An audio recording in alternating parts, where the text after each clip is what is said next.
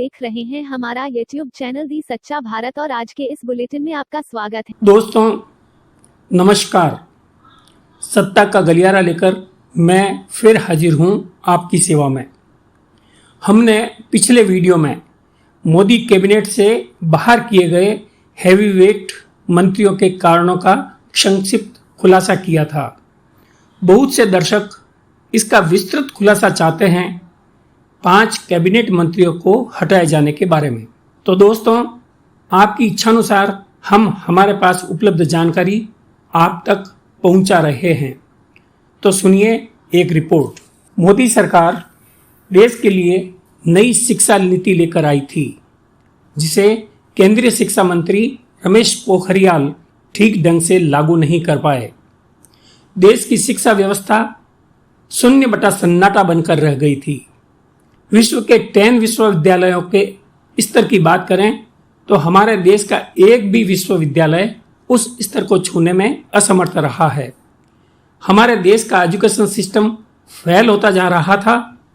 इसके साथ ही रमेश पोखरियाल अपने अंधविश्वासों वाली मानसिकता के चलते उल जलूल बयानबाजी भी किया करते थे, जिससे भी मोदी सरकार बार बार लपेटे में आ जाती थी। यह वजह हो सकती है मोदी सरकार से उनको बाहर का रास्ता दिखाने की, किंतु लोगों में यह परसेप्शन भी बनता है कि मोदी सरकार शिक्षा स्तर बढ़ाने में असफल रही है। दोस्तों अब बात करें स्वास्थ्य मंत्री हर्षवर्धन साहब की, तो इनकी निरंतर आलोचना सोशल मीडिया पर एक नाकाम स्वास्थ्य मंत्री के नाम पर की जाती रही है। कोविड की सेकेंड लहर आई थी, उसको ये सफल तरीके से हैंडल नहीं कर पाए। जिस तरह देश ने अव्यवस्थाओं का तांडव देखा, देश ने हजारों लोगों को खोया है। देश की चिकित्सा सेवाएं बिल्कुल वेंटिलेटर पर जा चुकी थी।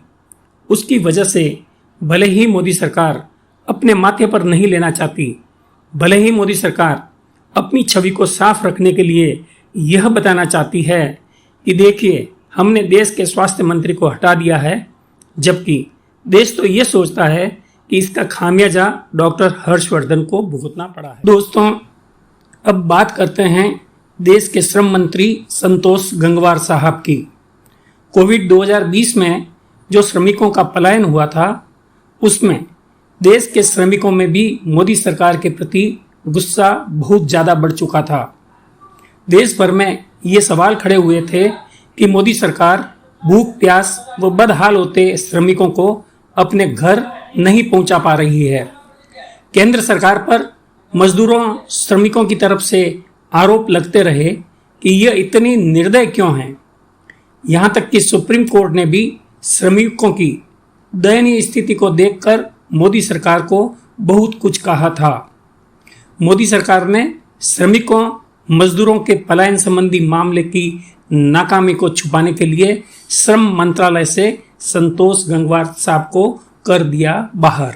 इसके बाद बात करते हैं सूचना प्रसारण मंत्री प्रकाश जावड़ेकर साहब की। ये सरकार के प्रवक्ता के तौर पर हम सभी को टीवी चैनलों पर नजर आते थे।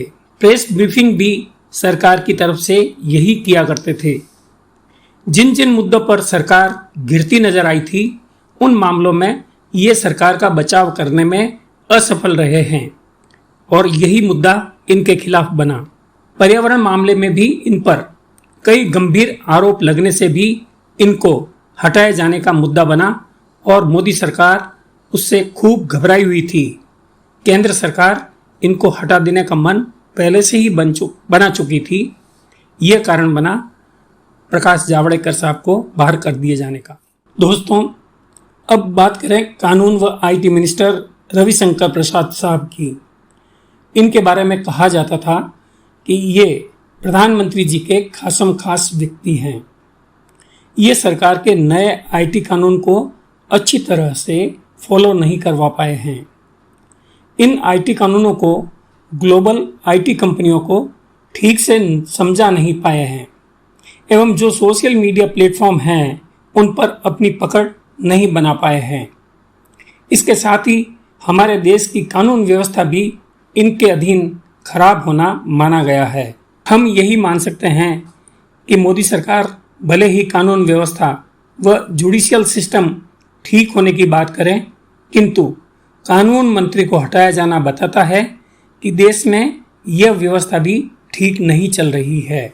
दोस्तों, जो भी 5 हेवीवेट मंत्री हटाए गए, ये इस बात की गवाही देने के लिए काफ़ी हैं कि इनके मंत्रालयों के मामलों में मोदी सरकार फेल हो चुकी है, तभी इन्हें हटाया गया है। फेल तो बहुत सारे अन्य मंत्री भी हुए हैं दोस्तों, जैसे पेट्रोलियम मंत्री धर्मेंद्र प्रधान, कपड़ा मंत्री स्मृति ईरानी व वित्त मंत्री निर्मला सीतारमण मैम।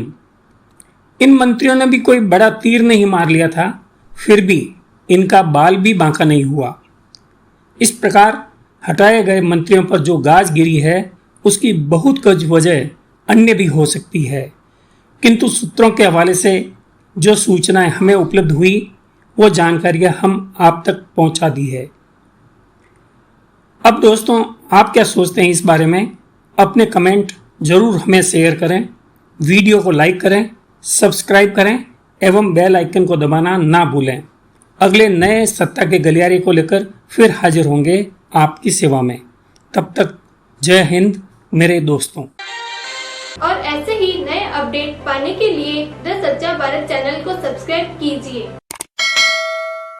धन्यवाद।